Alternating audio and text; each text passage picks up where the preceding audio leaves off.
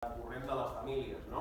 Llavors, de moment, a la reunió que hi va haver al Pacte per la Segregació Escolar, que potser moltes de vosaltres vau anar a la roda de premsa, nosaltres el que vam dir allà és que el que en cap cas podria entendre's des del departament, que és acabar amb la segregació escolar, és mantenir la prioritat de la llibertat d'elecció de les famílies de centre per davant del dret a l'educació que tenen els infants, no? I això ho vam dir, i quan ho vam dir, doncs, tota la patronal de la concertada es va tirar al damunt, perquè això doncs, el que pot fer és treure-li privilegis a la patronal de la concertada i això realment no ho diu ni la Constitució espanyola ni això que diuen, home, no, la llibertat de l'educació dels infants enlloc diu que ha de ser el dret que te la paguin, no? Llavors, nosaltres, de fet, fins i tot el síndic de Greuges ja ho ha expressat en els mateixos termes que ho estic expressant jo. El que passa és que fa falta coratge polític per enfrontar-se al que serien de vegades drets individuals. El que és molt humà, que nosaltres entenem que tothom busca el que considera millor pels seus fills, a nivell col·lectiu pot ser un desastre perquè és el que genera segregació escolar i és el que fa que en els centres l'alumnat no sigui heterogeni, que és el que garanteix millor la qualitat de l'ensenyament, no? Parla molt de Finlàndia, tothom va a l'escola que li toca, el 97% és pública i per això tothom està tan interessat en que totes les escoles siguin bones, perquè et pot tocar qualsevol, com aquí passa amb els metges, diguéssim, a no ser que te'n paguis un de privat, no? Llavors, hi ha el tema de la democràcia, no? Que aquí sí que veiem el departament més tancat i menys permeable al que podrien ser les nostres demandes, però que crec que s'ha de dir i que estan generant molta mala maror als centres, no?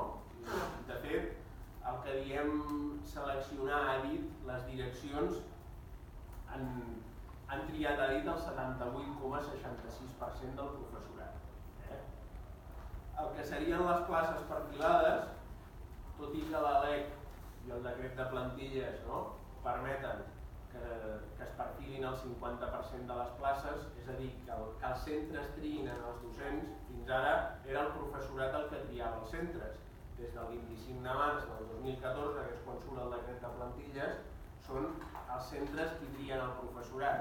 I més en concret, deixem-nos d'eufemismes, són les direccions les que trien el professorat. Llavors, això actualment, aquestes places perfilades serien el 8,19% del professorat, quan la LEC permet fins al 50% en centres ordinaris i el 100% en els centres de màxima complexitat, en els centres d'adults i en els centres integrats de formació professional. Llavors, aquest curs serien 5.667. El departament sabem que va donar una dada propagandística que ha crescut un 22%, però clar, és passar del 6,4 al 8,19. Per tirar coets, segons la seva lògica, no és, i és que les direccions han posat prou sentit comú com per veure que això està generant mala maror en els centres, que són greuges sobretot per les dones, en molts casos, quan es veu que estan embarassades, quan van a l'entrevista, perquè aquí estem parlant de les places aquestes que es cobreixen per entrevista i són llocs de treball públic. La funció pública és un oasi per les dones perquè el xantatge aquest impresentable que hi ha a l'empresa privada, que com que les dones tenen més cura de la família per la mateixa feina, cobren un 70% del que cobrarien si fossin homes, doncs a la funció pública totes cobraven el mateix que els seus companys i a més, a l'hora d'accedir al lloc de treball no hi havia cap diferència. Ara, quan diuen, mira, no reuneixes el perfil, lògicament no parlen del perfil de la panxa, estan parlant d'altres coses, però no sabem el que tenen en el cap les direccions quan li diuen a una mestra embarassada que no és la persona que reuneix el perfil adequat per cobrir un lloc de treball.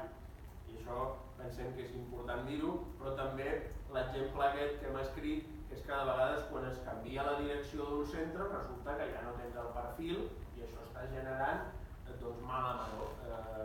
Els claustres han de ser cooperatius I ara, doncs, al mes de juny, tothom està allà a prop del despatx de direcció, a veure qui repeteix en el centre, a veure qui no repeteix, i això pensem que ni amb la lògica, si això funcionés bé, diguéssim, entrem en la seva lògica, no? Anem a pensar. I sedueixen molt a les famílies dient, no, és bo que la direcció triï el professorat, no? I això, doncs, algú pot estar pensant, mira, segons qui se'l poden treure de sobre. Imaginem-nos que això fos veritat, i hagués un model de professor bo, un model de professor dolent, no? Al final, el que diem de segregació escolar, el que seria una segregació de professorat, perquè els millors centres triarien els millors professors i els pitjors centres els pitjors professors. Doncs això quina solució col·lectiva és? No diem que la cosa vagi així, lògicament, perquè nosaltres no hi entrem en aquesta lògica. En la mateixa classe, uns alumnes poden considerar que un és bon professor i l'alumne del costat que el bon professor és l'altre. Llavors, que és un bon professor és molt discutible, no? Llavors, però el que passa, doncs aquí sí que, per exemple, a Finlàndia triguen molt el professorat, però clar, la cultura de Finlàndia, comparada amb la nostra, que és allò, la família, els padrins, els endolls, totes aquestes coses, nosaltres som d'una cultura, doncs, els mecanismes d'accés al treball molts cops són els contactes socials, no? I això es nota molt en els centres educatius ja des de fa temps, no? Hi hem avançat nosaltres i està passant, a la pràctica està passant, us explicaríem casos, anècdotes que no venen al cas, però que us farien fins i tot riure de veure quins són els criteris de vegades per seleccionar el professorat en algun centre educatiu.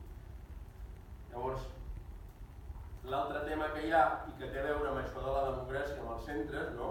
Que seria, doncs, amb aquest poder que tenen els centres de triar professorat, heu de saber doncs, que fins al 39,2% de la plantilla ara és interina.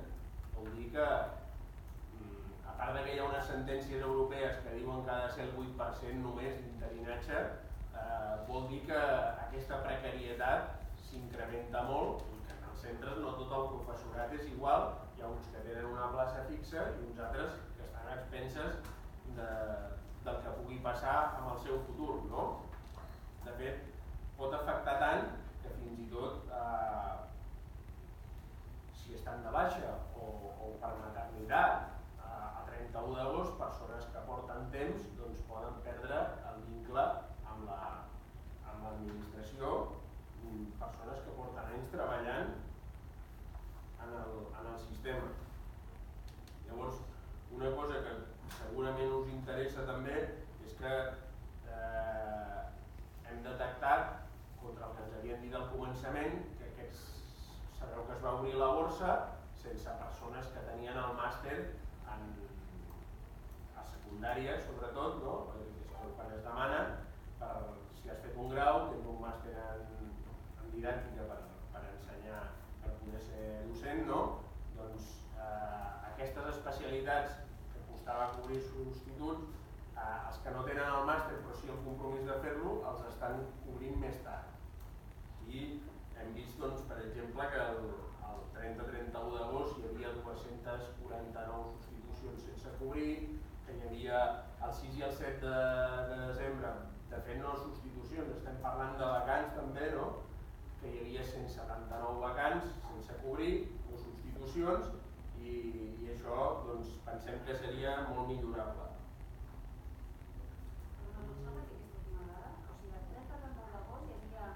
249 docents que no estaven assignats de vacants a les escoles sense que se'ls assignés un substitut o substituta, o interina. És a dir, places sense cobrir a les escoles. 249. Sí, el 30-31 d'agost, i en 30-31 perquè hi ha 5 serveis territorials que ho fan el 30 i 5 serveis que ho fan el 31. Llavors la suma d'aquests 2 dies era 249. I en els nomenaments que es van fer el 6 i 7 de setembre, que van ser 83 i 96, que sumen 179.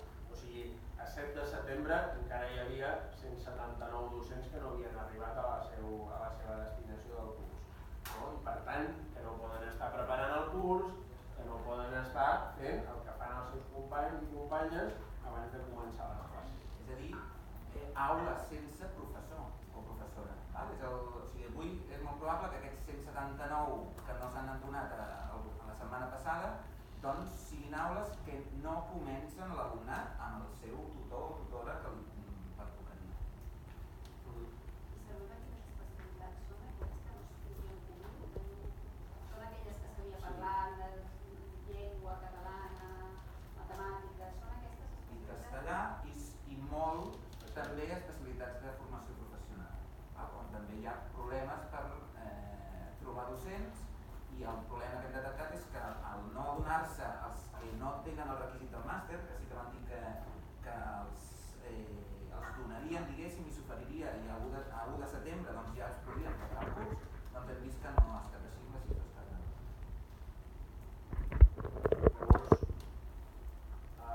el que demanarem en el tema de les oposicions també és que, com permet l'article 61.6 de la BEP, és que hi hagi doncs, un sistema d'accés a interins i interines, no?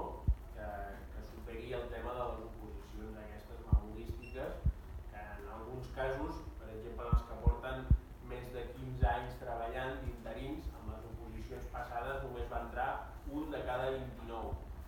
Per tant, com a mínim caldria un pacte d'estabilitat. El departament dona xifres dels interins que han entrat, que poden ser, i s'arriben a donar el 87%, però quan comences a veure quants anys porten els interins, estem parlant de gairebé 900 persones doncs, que porten més de 15 anys i que d'aquestes només ha entrat un de cada 29. D'acord? Llavors, la nostra opció lògicament seria funcionalitzar el col·lectiu interí i donar un pacte d'estabilitat. Pensem que si una persona porta 20 anys en una empresa no ha d'estar pendent de si perd el lloc de treball o no perd el lloc de treball per la manera com s'assigna. No? A més, pensem que és malbaratar un capital que en el fons ens ha costat a tots, no? Que és formar un docent i la veritat és una professió que quan portes 4, 5 o 6 anys encara et sents una mica novell. Això no passa a totes les feines, no? Dius, mira, porto 6 anys treballant i encara no ho tinc ben clar com va tot això, no? Doncs això, home, de docent passa. El tema de les...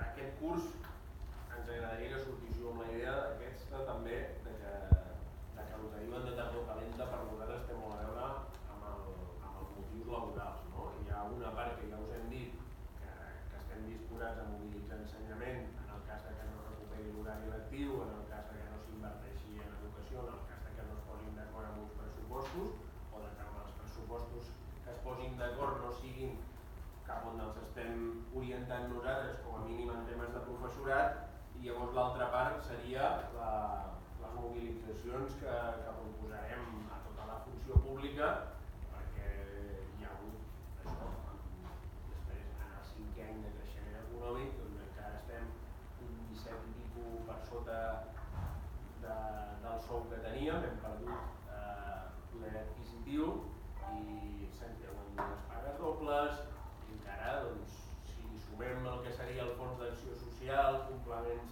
d'aquests que hi havia, els estadis de 6 a 9 anys, doncs estaríem parlant que es pot haver per sobre del 20% de poder adquisitiu.